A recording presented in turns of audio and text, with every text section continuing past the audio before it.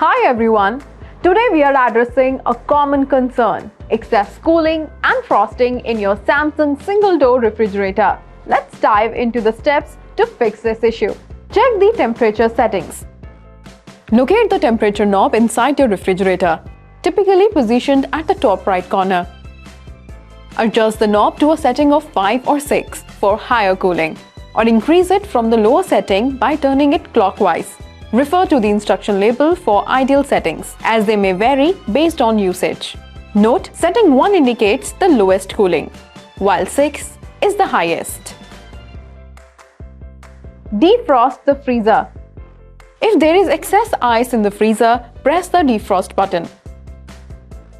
Allow the ice to melt completely and collect the water in the drain tray. Clean the drain tray if necessary. For optimal performance, defrost your refrigerator twice a week. Inspect the freezer door. Ensure the freezer door closes properly by removing excess items that may obstruct it.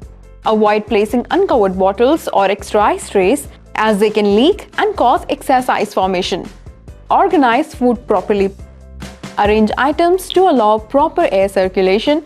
Ensure food items or utensils do not block the air vents. Avoid placing hot or moisture-rich foods directly near air vents to prevent freezing. By following these steps, you can effectively manage excess cooling and frosting in your Samsung single-door refrigerator. Hope this video was of great help. Thank you for watching.